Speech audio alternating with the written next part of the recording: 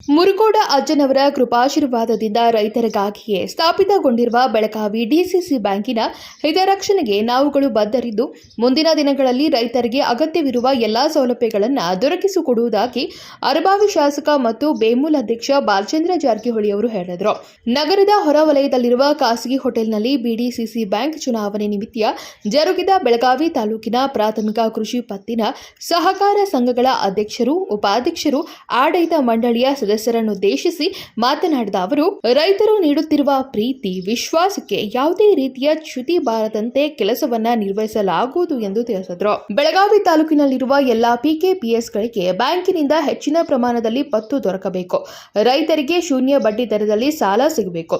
ರೈತರ ಕಷ್ಟಗಳಿಗೆ ಸ್ಪಂದಿಸುವ ಯೋಗ್ಯ ಅಭ್ಯರ್ಥಿಯನ್ನ ಹಾಕಲು ಯೋಜಿಸಲಾಗಿದೆ. ಜಿಲ್ಲಾ ಉಸ್ತುವಾರಿ ಸಚಿವ ಸತೀಶ್ ಜಾರಕಿಹೊಳಿ, ಸಚಿವೆ ಲಕ್ಷ್ಮೀ ಹೆಬ್ಬಾಳ್ಕರ್ ಮತ್ತು ನಾವೆಲ್ಲರೂ ಸೇರಿಕೊಂಡು ಉತ್ತಮ ಅಭ್ಯರ್ಥಿಯನ್ನ ನಿಲ್ಲಿಸುತ್ತೇವೆ. ಈ ತಾಲೂಕಿನ ಎಲ್ಲ ಹಿರಿಯರ ಆಶೀರ್ವಾದದಿಂದ ಬೆಳಗಾವಿ ತಾಲೂಕಿನ ಅಭ್ಯರ್ಥಿಯನ್ನ ಅವಿರೋಧವಾಗಿ ಆಯ್ಕೆ ಮಾಡಲಾಗುತ್ತದೆ. ಇದಕ್ಕೆ ಎಲ್ಲರೂ ತಮ್ಮ ಸಹಮತವನ್ನ ಸೂಚಿಸಿದ್ದಾರೆ. ಸೆಪ್ಟೆಂಬರ್ ಕೊನೆಯ ಅಥವಾ ಅಕ್ಟೋಬರ್ ಮೊದಲ ವಾರದಲ್ಲಿ ಬೆಳಗಾವಿ ತಾಲೂಕಿಗೆ ಅಭ್ಯರ್ಥಿಯನ್ನ ಘೋಷಿಸಲಾಗುವುದು ಎಂದು ಅವರು ಹೇಳಿದರು.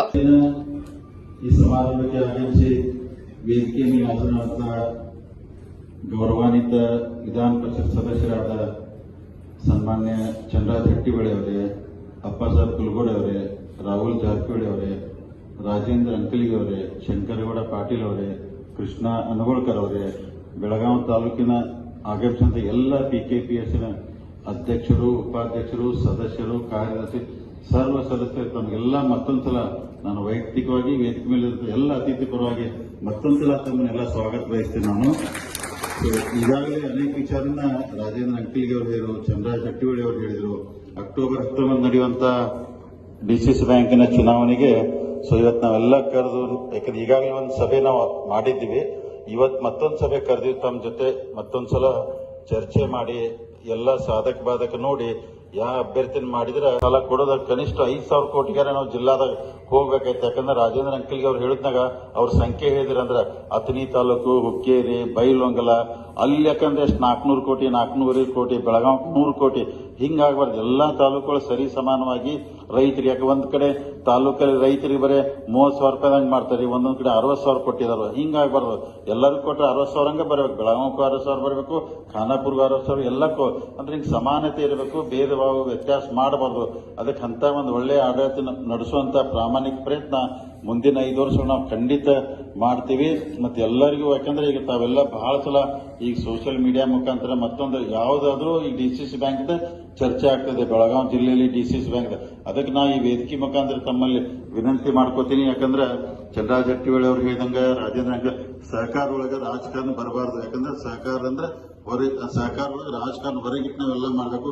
ಆದ್ರೆ ಎಲ್ಲರೂ ಹೇಳ್ತೀವಿ, ಆದ್ರೂ ರಾಜಕಾರಣ ಮಾಡೇ ಮಾಡ್ತಾರೆ. ಅದಕ್ಕೆ ಆಗ್ಬಾರ್ದು. ಯಾಕಂದ್ರೆ ನೀವೆಲ್ಲ ನೋಡ್ತಾ ಇದ್ರೆ ಕೆಲವೊಂದ್ ಕಡೆ ಬೇರೆ ಬೇರೆ ತಾಲೂಕಲ್ಲಿ ಎಷ್ಟು ಸಮಸ್ಯೆ ಆಗ್ತೈತೆ ಸದಸ್ಯರಿಗೆ ಅಥವಾ ಅಲ್ಲಿ ಸೆಕ್ರೆಟರಿಗಳಿಗೆ, ಹಿಂಗೆಲ್ಲ ಇದು ಆಗಬಾರ್ದು. ಯಾಕಂದ್ರೆ ಎಲ್ಲರೂ ಪ್ರೀತಿ ವಿಶ್ವಾಸದಿಂದ ಮಾಡ್ಕೊಂತ ಹೋದ್ರೆ ಆ ತಾಲೂಕಿಗೆ ಒಳ್ಳೇದಾಗ್ತೈತಿ, ಆ ಸಂಸ್ಥೆಗೆ ಒಳ್ಳೇದಾಗ್ತೈತಿ, ಬ್ಯಾಂಕಿಗೂ ಒಳ್ಳೇದಾಗ್ತೈತಿ. ಇದನ್ನೆಲ್ಲ ಗಮನದಲ್ಲಿ ಇಟ್ಕೊಂಡು ನಾವು ಯಾಕಂದ್ರೆ ಚುನಾವಣೆ ಮಾಡ್ತಾ ಇದ್ವಿ, ಮುಂದಿನ ದಿನಮಾನದಾಗ ನಿಮ್ಮ ವಿಶ್ವಾಸದಿಂದ ಬ್ಯಾಂಕಿನ ಜನ ಏನೇ ಮಾತಾಡ್ರಿ, ಯಾರ ಏನೇ ಮಾತಾಡಿದ್ರು ನಾವು ಬ್ಯಾಂಕ್ನ ಬಹಳ ಪ್ರಾಮಾಣಿಕ ಇರ್ತೀವಿ. ನಿಮ್ಗೆ ಒಂದೇ ಉದಾಹರಣೆ ಕೊಟ್ಟು ಬಿಡ್ತೀನಿ. ಬೆಳಗಾವಿ ಮಿಲ್ಕ್ ಡೈರಿ ಅಧ್ಯಕ್ಷರಾಗಿ 2ನೇ ಜನರಲ್ ಬಾಡಿ ಸೆಪ್ಟೆಂಬರ್ 18ಕ್ಕೆ ಮಾಡ್ತಾ ಇದ್ದೀನಿ. ನಾನಂದ್ರ ಬ್ಯಾಂಕಿನ ಆಡಳಿತ ಮಂಡಳಿ ಅಧ್ಯಕ್ಷ ಆದಾಗ 68 ಲಕ್ಷ ಅಷ್ಟೇ ಲಾಭ ಆಯ್ತಾರೆ. ಒಂದ್ ವರ್ಷ ಒಳಗೆ 13 ಕೋಟಿ ಲಾಭ ಮಾಡಿದಂತಾವೆಲ್ಲ ಪೇಪರ್ದಲ್ಲಿ ನೋಡಿದಿರಿ.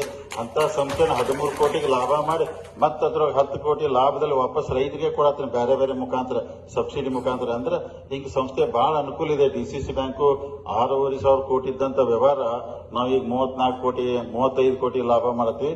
ಕನಿಷ್ಠ ನಾವು ಮಂಗಳೂರು ಡಿಸಿಸಿ ಬ್ಯಾಂಕ್ ಎಲ್ಲ 110 ಕೋಟಿ ಲಾಭ ಮಾಡ್ತಾರೆ. ನಾವು 100 ಕೋಟಿಗಾರ ಡಿಸಿಸಿ ಬ್ಯಾಂಕ್ 100 ವರ್ಷಗಳ ಇತಿಹಾಸ ಹೊಂದಿರುವ ಬಿಡಿಸಿಸಿ ಬ್ಯಾಂಕ್ ಇಲ್ಲಿಯವರೆಗೆ ಕೇವಲ 6,500 ಕೋಟಿ ರೂಪಾಯಿ ಠೇವಣಿ ಮತ್ತು 3,400 ಕೋಟಿ ರೂಪಾಯಿ ಸಾಲವನ್ನ ರೈತರಿಗೆ ಶೂನ್ಯ ಬಡ್ಡಿ ದರದಲ್ಲಿ ವಿತರಿಸಲಾಗಿದೆ. ನಮಗಿಂತ ಬೇರೆ ಬೇರೆ ಜಿಲ್ಲೆಗಳ ಡಿಸಿಸಿ ಬ್ಯಾಂಕ್ಗಳು ಆರ್ಥಿಕವಾಗಿ ಬೆಳೆದಿವೆ. ರೈತರ ಆಶೀರ್ವಾದದಿಂದ ಅಕ್ಟೋಬರ್ 19ರಂದು ನಡೆಯುವ ಬಿಡಿಸಿಸಿ ಬ್ಯಾಂಕ್ ಚುನಾವಣೆಯಲ್ಲಿ ನಾವೇ ಅಧಿಕಾರಕ್ಕೆ ಬರಲಿದ್ದು ರೈತರಿಗೆ ಎಲ್ಲಾ ರೀತಿಯ ಸೌಲಭ್ಯಗಳನ್ನು ನೀಡಲು ಅನೇಕ ಯೋಜನೆಗಳನ್ನು ರೂಪಿಸಿದ್ದೇವೆ. ಬ್ಯಾಂಕಿನಲ್ಲಿ 10,000 ಕೋಟಿ ರೂಪಾಯಿ ತನಕ ಠೇವಣಿ ಮಾಡಿಸುವ ಇರಾದೆ ನಮಗಿದೆ ಮತ್ತು ಸುಮಾರು 5,000 ಕೋಟಿ ರೂಪಾಯಿಗಳನ್ನು ರೈತರಿಗೆ ಶೂನ್ಯ ಬಡ್ಡಿ ದರದಲ್ಲಿ ಸಾಲವನ್ನು ವಿತರಿಸುವ ಮಹತ್ವಾಕಾಂಕ್ಷೆಯನ್ನು ಹೊಂದಿರುವುದಾಗಿ ಅವರು ತಿಳಿಸಿದರು. Vinod Kolkar, KMM Kannada news, Belagavi.